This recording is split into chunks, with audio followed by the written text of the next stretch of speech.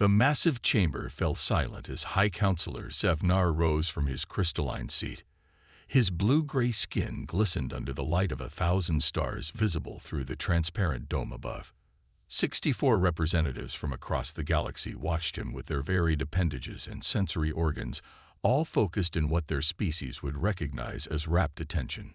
"We now address the matter of Sol 3, the planet called Earth," Zevnar said, his voice translated simultaneously into the 64 languages of the Council. "Our observation probes have completed their century-long study." On the central holographic display, a blue-green planet appeared, spinning slowly to reveal continents and oceans. "The dominant species has progressed from primitive combustion engines to rudimentary space travel in less than 200 years, continued Zevnar. "Their technological growth rate exceeds all known patterns." Commander Ilara Valnax leaned forward, her silver eyes narrowing. Unlike most council members, she had personally studied human transmissions. She had watched their entertainment broadcasts, read their literature, listened to their music. She found them fascinating rather than frightening. "Is rapid advancement grounds for concern?" she asked. "Many here would consider it impressive." Zevnar gestured with 3 of his upper limbs, and the hologram changed to show scenes of human warfare, explosions, weapons, soldiers in combat. "They direct much of this advancement toward destruction," he said. "They have nearly wiped themselves out multiple times. They poison their own habitat. They exterminate other species on their world without thought." Murmurs spread through the chamber as council members witnessed the violent images. "All young species experience conflict," argued Ilara. "We should make contact, guide them." The representative from the Draconian Imperium, General Vox, rose from his seat. His scaled face showed disgust. "I have reviewed the data," he said, voice rumbling. "These humans are unpredictable and dangerous. They constantly fight among themselves over resources that are abundant on their world. Imagine what they would do among the stars." Zevnar nodded in agreement. "The prediction algorithms are clear. If they reach interstellar capability, they will pose a significant threat to galactic stability." Ilara stood up fully now, her slender frame tense with disagreement. "We base these predictions on our own psychology, not theirs. Humans show remarkable capacity for cooperation and empathy alongside their violence. Their art alone suggests." "Art does not prevent extinction, Commander," interrupted General Vox. "I propose we issue a formal warning to all spacefaring civilizations to avoid contact with Earth. No trade, no communication, no visits." The vote came quickly. By a significant majority, the Council approved the warning. Meanwhile on Earth, at a small observatory perched on a mountain in Colorado, Dr. Alan Mitchell rubbed his tired eyes. For the 3rd night in a row, his instruments had picked up strange signals from the outer solar system. Not random cosmic noise, but patterned, deliberate. He took another sip of cold coffee and studied the data again. The signals appeared to be relaying large packets of information away from Earth toward the center of the galaxy. "What are you looking at out there?" he muttered to himself. His phone rang, startling him. It was his boss, Director Keller. "Alan, you need to come in early tomorrow. Those signals you reported, they've caught some attention. Government people are flying in." Alan's heart raced. "They're real then, not equipment malfunction." "Very real," said Keller. "And between us, they've been detected by 3 other observatories globally. Something is watching us, Alan." After hanging up, Alan stepped outside into the cool night air. He looked up at the stars, countless pinpoints of light in the blackness. For the first time in his life, he wondered which one of those distant suns might be home to whoever was observing humanity, and he wondered why they were watching. What he couldn't know was that across 27 light-years, the Galactic Council had just officially labeled his world as dangerous, his species as a potential threat to be contained and avoided. And he certainly couldn't know that not everyone planned to follow that warning. 5 years had passed since Dr. Alan Mitchell first detected the strange signals. Now he worked in a windowless government facility, deep underground in Nevada, analyzing data that never made it to the public. His life had changed completely that night in Colorado. Today, alarms blared throughout the facility. Alan ran down the corridor toward the main control room, his access badge swinging from his neck. "What's happening?" he asked, breathless, as he joined the crowd of scientists and military personnel. Colonel Frank Harris pointed to the main screen. "Unidentified object entered Earth's atmosphere 20 minutes ago. It's slowing down in a controlled manner. This is not a meteor or space debris." The screen showed a teardrop-shaped craft surrounded by a faint blue glow. It was heading toward the Pacific Ocean, about 300 miles off the California coast. "First contact," Alan whispered, his heart racing.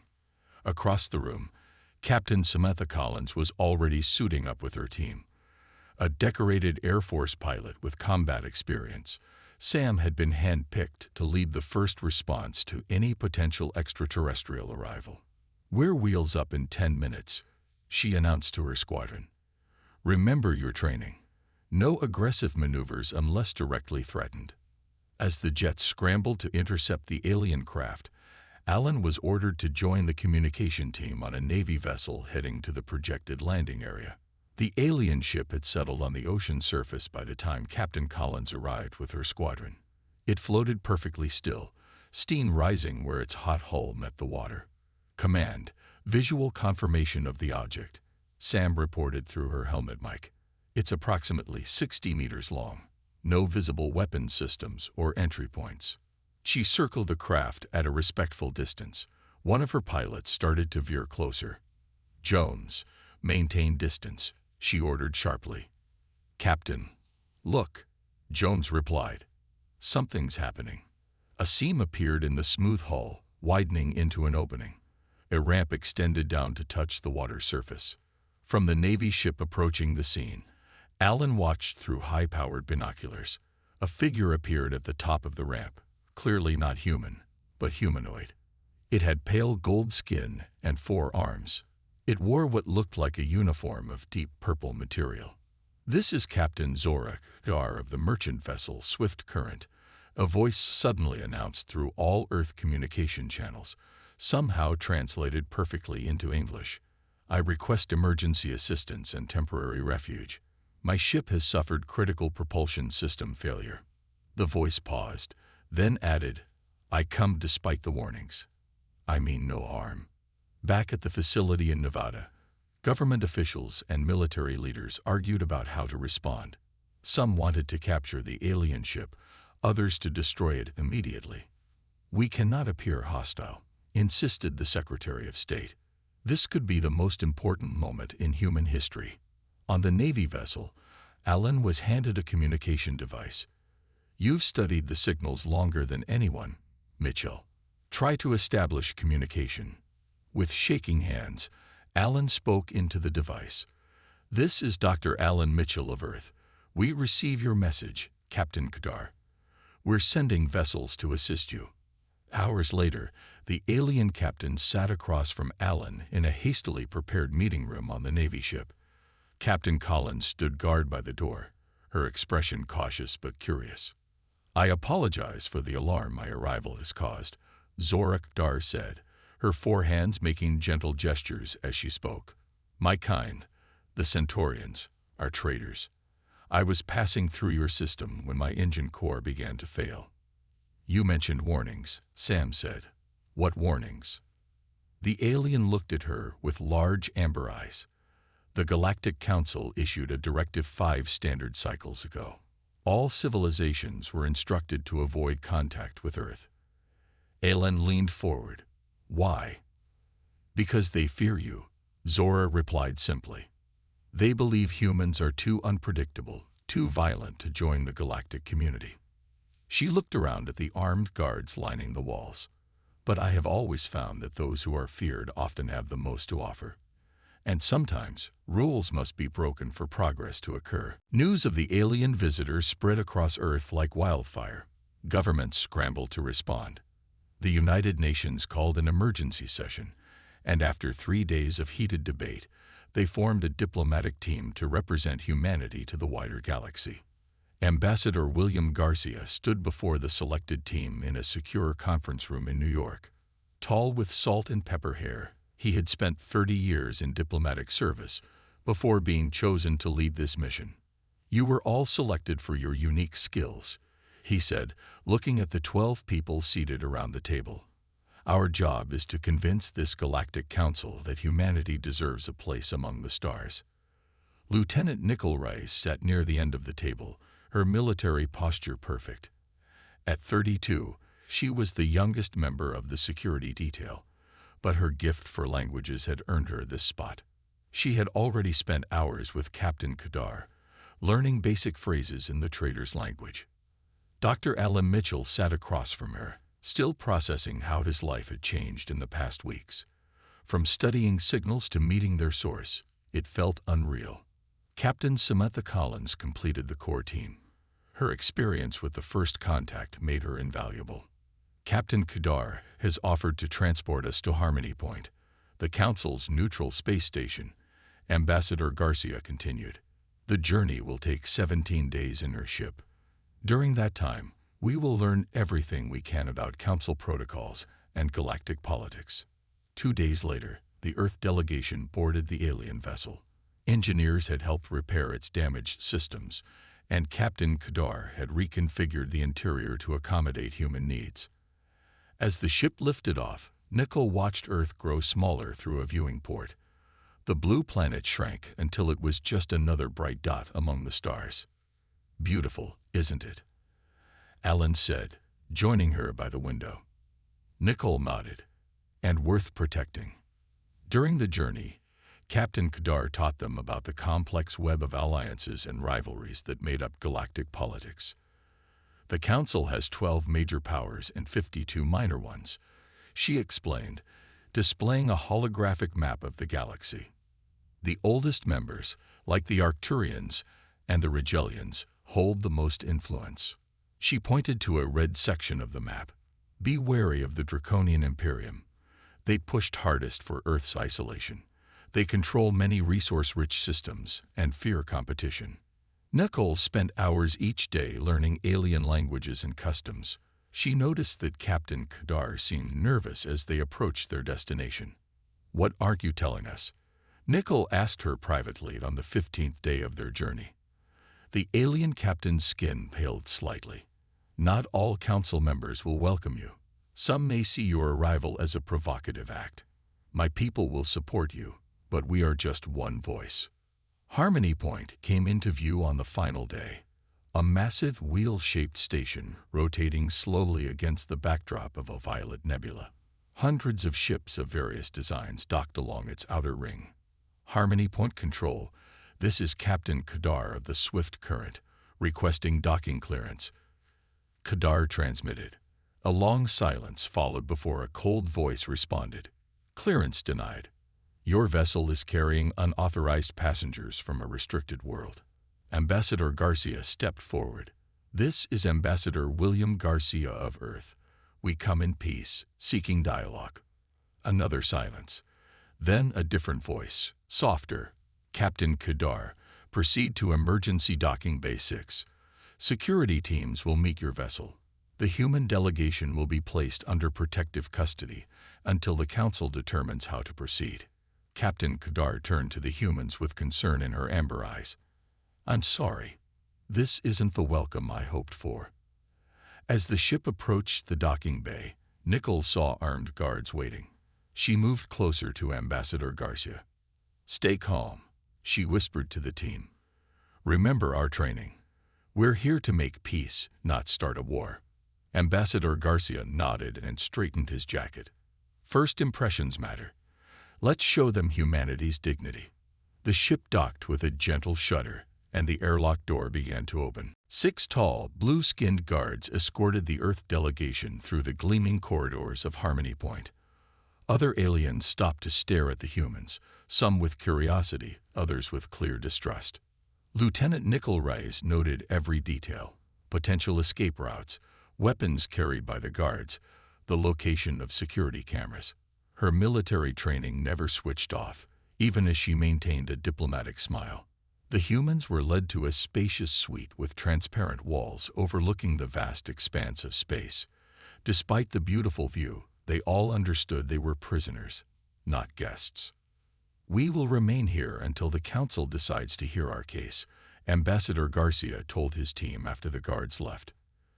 "Captain Kadar has been detained separately for breaking the non-contact directive."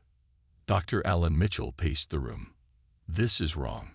We've done nothing to deserve isolation."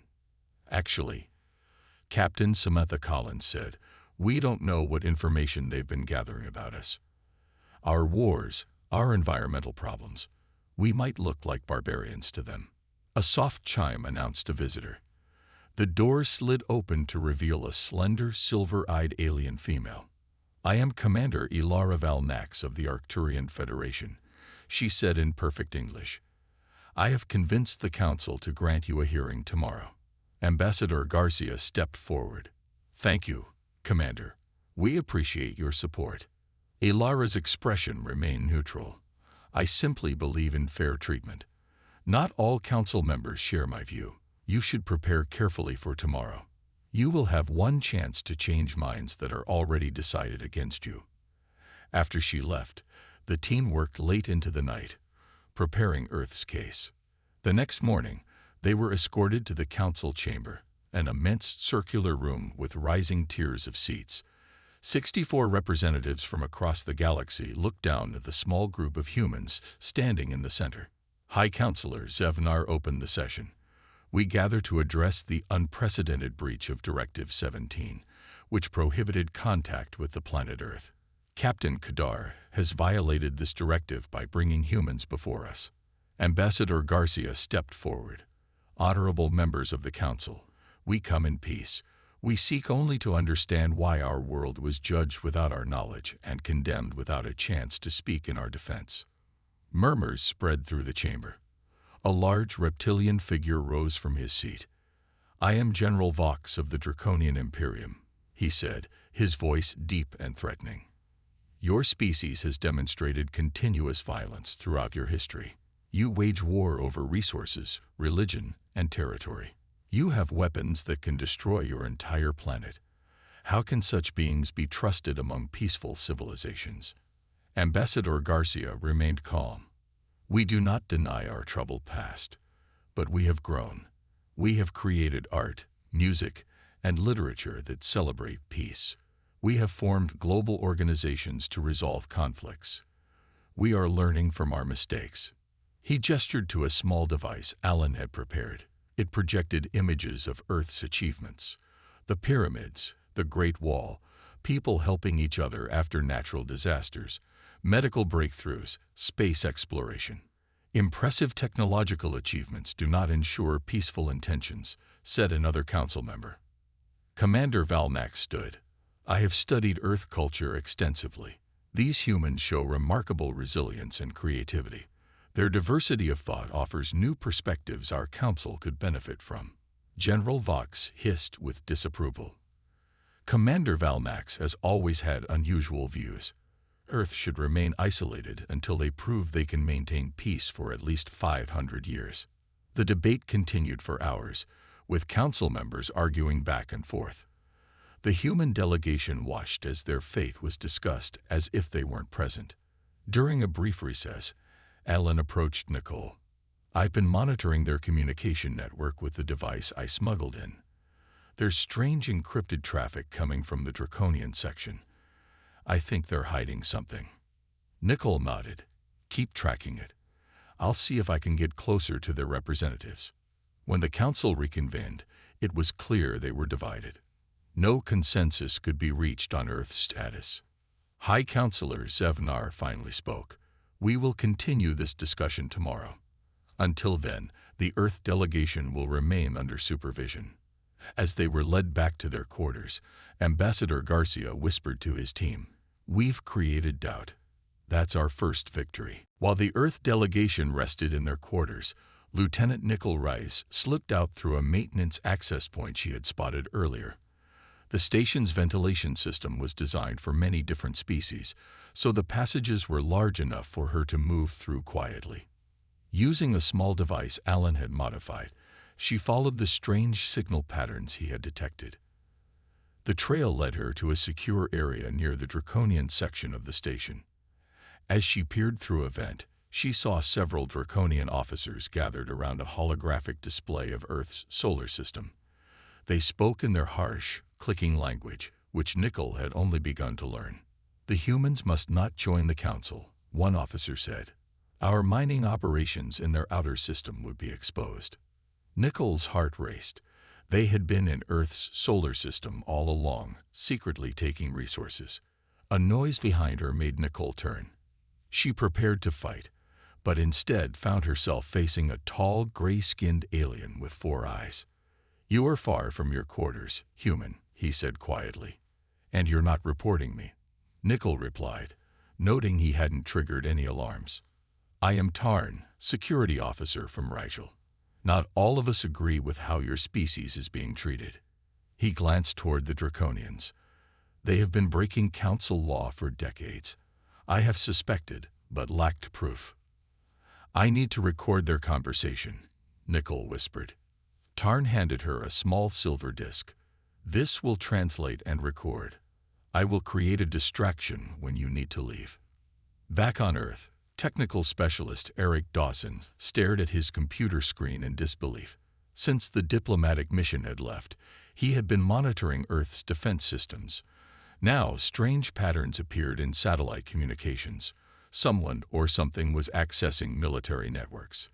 He picked up a secure phone. "Captain Collins needs to know about this." Samantha Collins had remained on Earth as the military liaison for the diplomatic mission. When she received Eric's message, she immediately assembled a small team of trusted personnel. "Something is probing our defenses," she told them. "We need to find out who and why without causing panic." In space, Dr. Alan Mitchell worked through the night, analyzing the data Nickel had brought back. By morning, he had confirmation. "The Draconians have been mining asteroids and the moons of Neptune for rare minerals," he told Ambassador Garcia. "They've hidden bases throughout our solar system for at least 30 years. Ambassador Garcia's face hardened. "So that's why they want us isolated. They're stealing from us." Commander Valnax joined their emergency meeting, her silver eyes troubled. "This violates our most sacred laws. No council member may exploit developing worlds or their resources. We need to present this at today's session," Nickel urged. Commander Valnax shook her head.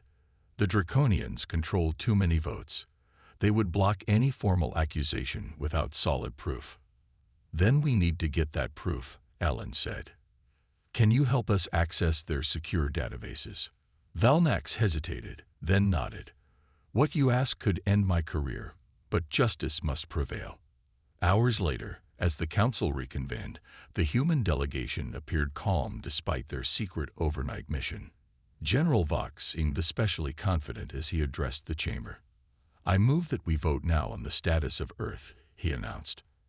"I believe a quarantine is the only safe option."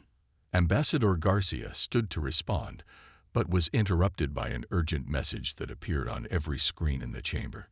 Secure Draconian files began to display, showing detailed maps of mining operations throughout Earth's solar system. Chaos erupted in the council chamber.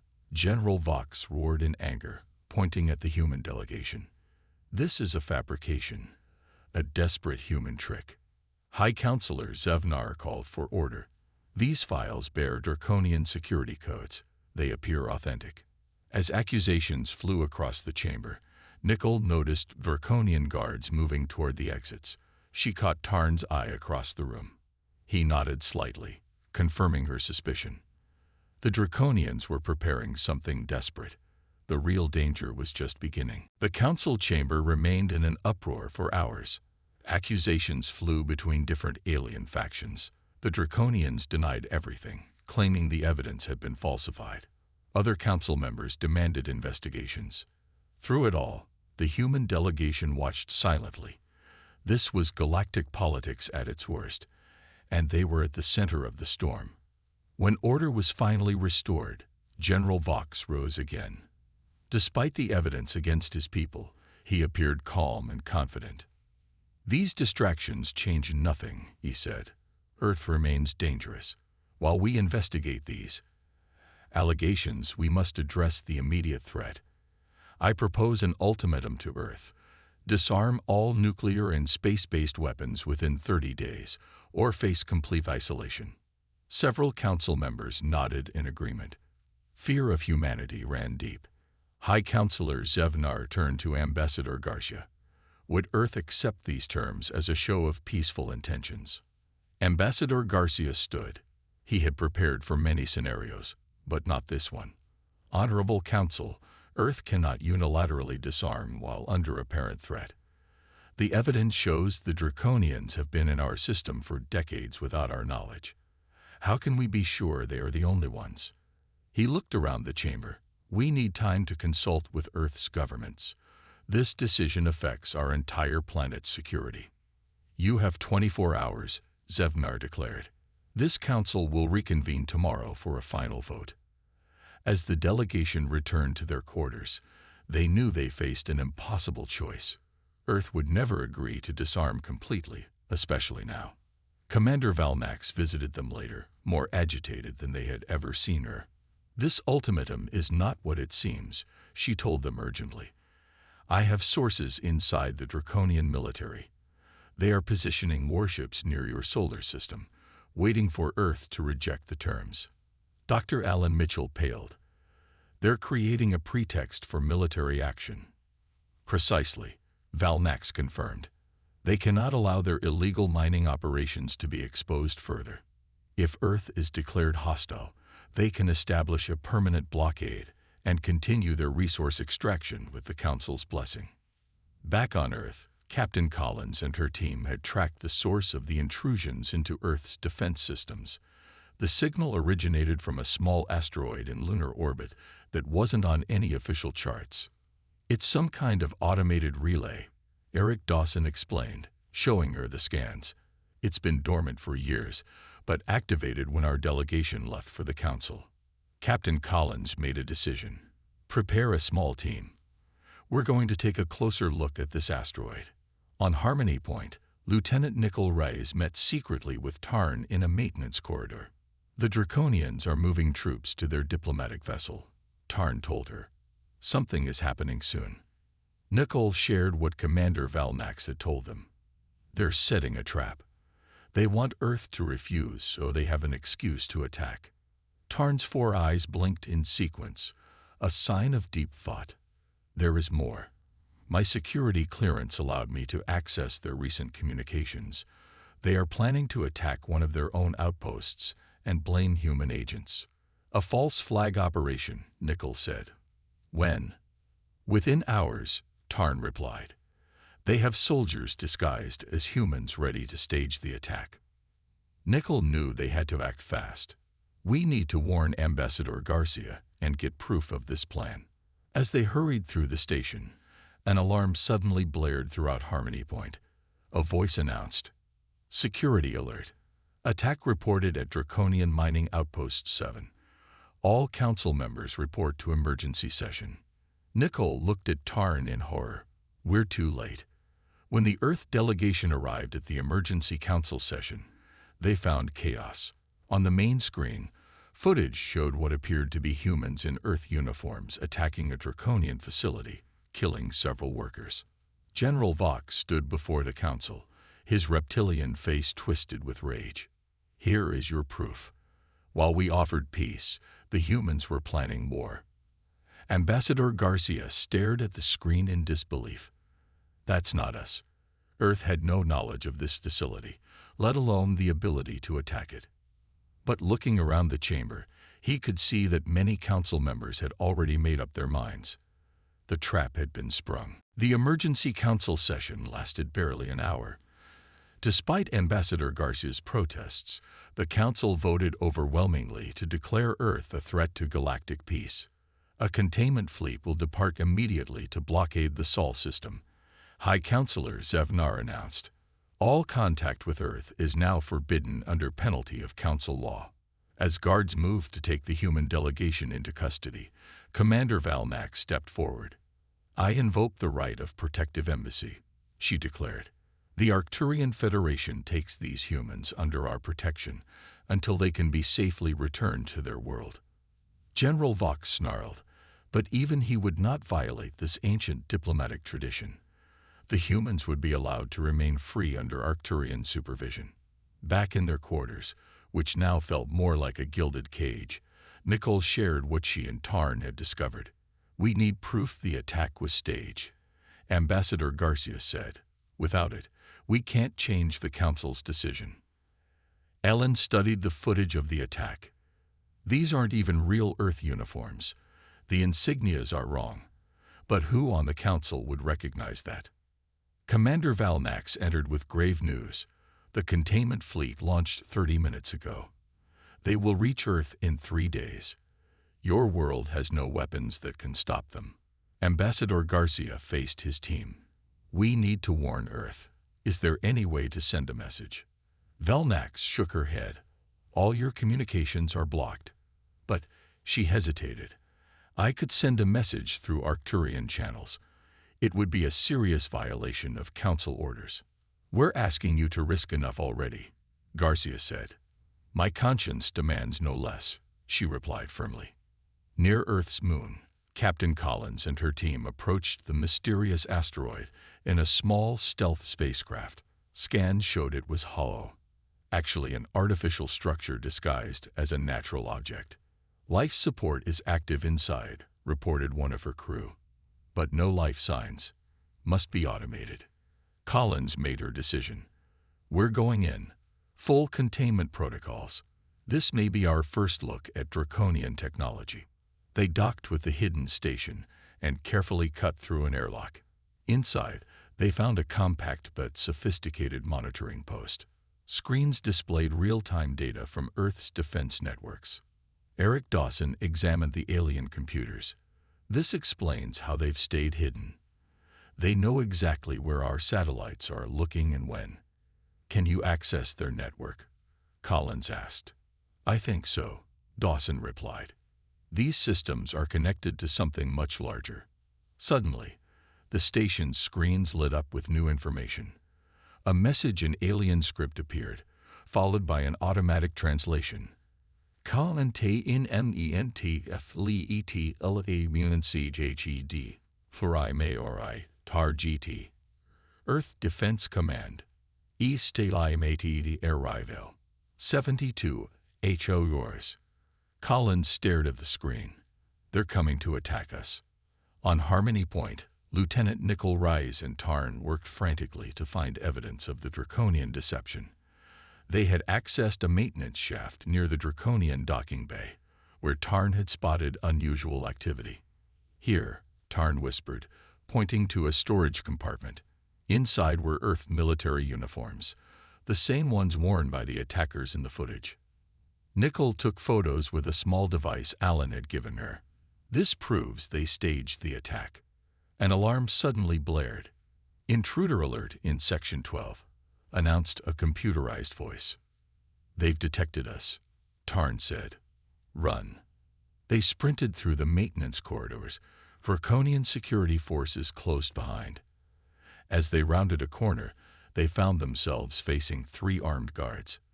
There was nowhere to go. In that moment, the lights flickered and died.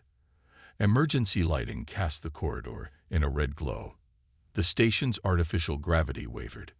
"Station systems compromised," announced the computer. "Emergency protocols activated."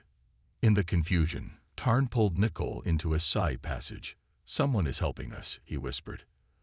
Across the station, Alan smiled as his sabotage program did its work. Years of studying alien signals had given him insight into their computer systems. The distraction wouldn't last long, but hopefully it would be enough. As Harmony Point fell into confusion, the draconian containment fleet moved steadily toward Earth, weapons ready. The countdown to confrontation had begun. Captain Samantha Collins stood in Earth's Defense Command Center, surrounded by military and political leaders from around the world.